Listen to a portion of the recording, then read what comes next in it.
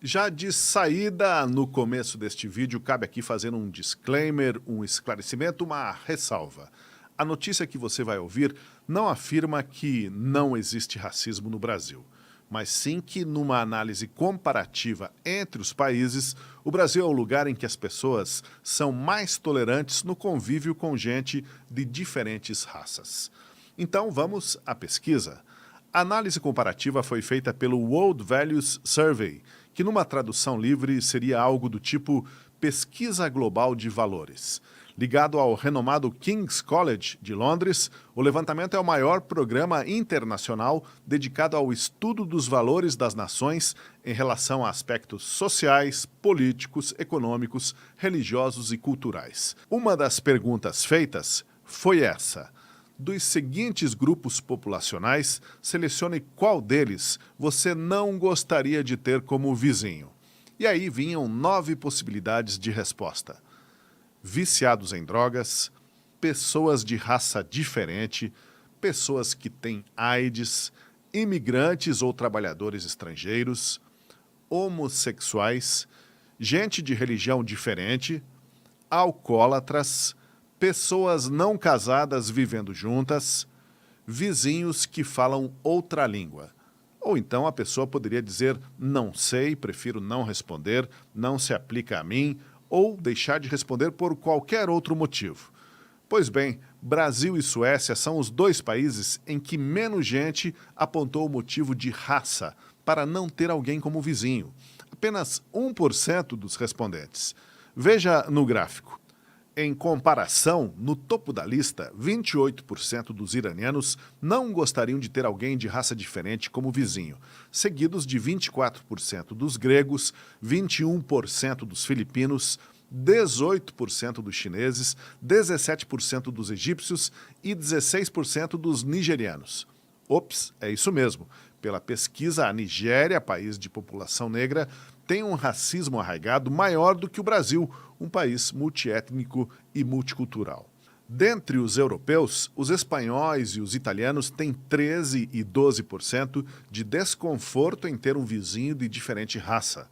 Os americanos, alemães, noruegueses e ingleses são mais tolerantes neste quesito, mas, mesmo assim, não no mesmo nível de Brasil e Suécia.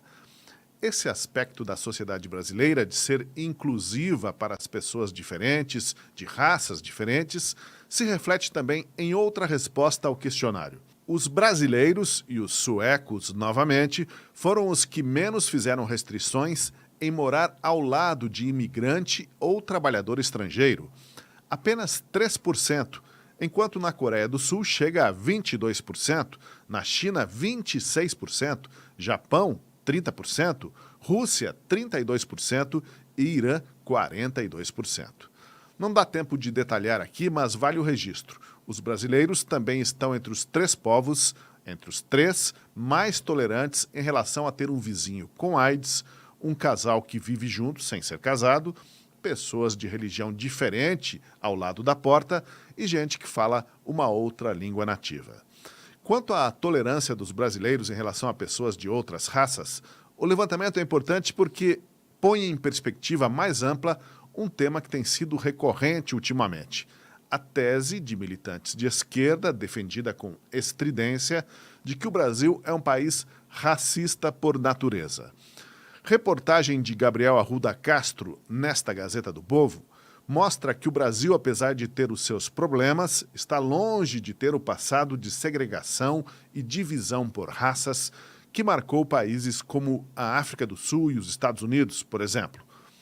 2 dos sociólogos mais influentes do Brasil dedicaram boa parte de suas obras para explicar que, desde o início, o Brasil como nação se caracterizou pela mistura de raças, ao contrário do que aconteceu nas colônias britânicas, francesas e holandesas.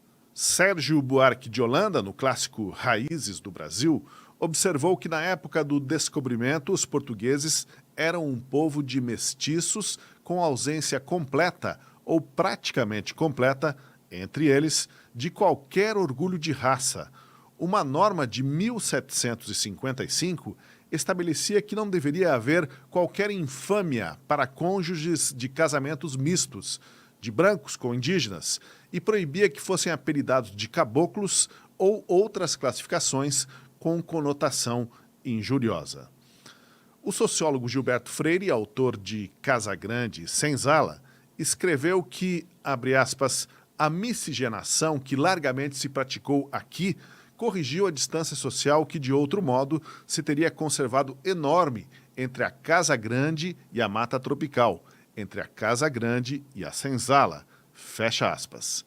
Freire escreveu isso numa época em que a teoria de branqueamento racial e cultural ganhava força junto com teorias racistas na Europa e nos Estados Unidos. O sociólogo consolidou uma visão positiva da mistura de raças no Brasil.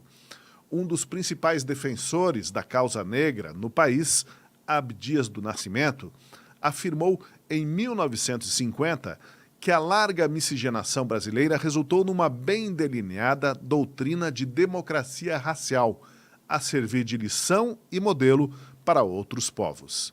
Bom, como a gente disse no início, isso não significa que o Brasil não tenha tido exemplos condenáveis de racismo em sua história, mas que sempre se diferenciou por ser menos racista do que outras nações. Por que, então, o discurso de que o Brasil é um país racista tem ganhado destaque nos últimos anos? Segundo o sociólogo Eduardo Matos de Alencar, em depoimento à reportagem da Gazeta do Povo, a divisão entre brancos e negros, incluindo os pardos na categoria dos negros, mesmo aqueles que não têm antepassados africanos, é uma narrativa marxista de ver em tudo a tese dos oprimidos versus opressores.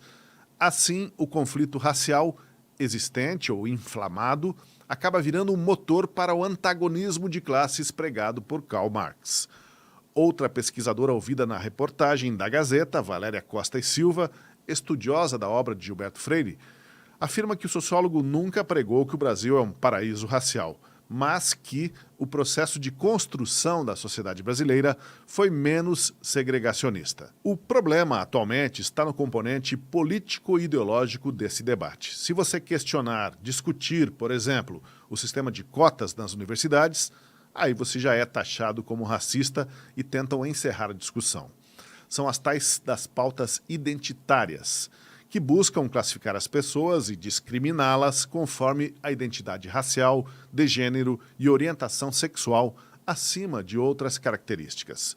Por mais que os discursos políticos ideológicos pintem com cores fortes e negativas a convivência racial entre os brasileiros, a pesquisa comparativa mundial está aí. Os brasileiros formam o povo menos racista do mundo. Sim, cabe a nós enfrentar os problemas de racismo que existem em nosso país, e não na América do Norte, na África ou na Europa. Mas sem tirar as coisas do contexto, sem forçar a barra ou inflar uma questão que aqui não é tão aguda como querem nos fazer crer.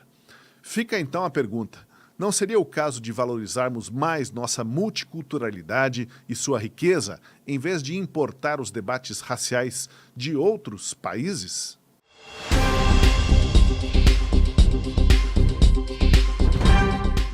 Obrigado por você que ficou com a gente até aqui, e se você gostou do vídeo e quer apoiar o jornalismo da Gazeta do Povo, dê por favor um like, se inscreva no nosso canal e compartilhe esse conteúdo. E considere se tornar um assinante do jornal. E a respeito disso, existe uma oportunidade exclusiva para quem segue a Gazeta do Povo pelo YouTube. Ao clicar no link da descrição do vídeo, você vai ter acesso grátis a todos os nossos conteúdos por 2 meses. Basta clicar no link da descrição do vídeo e fazer um cadastro rápido. Se você não gostar, pode cancelar quando quiser, sem nenhuma pegadinha. Aproveite, torne-se assinante da Gazeta do Povo. Até um próximo bate-papo.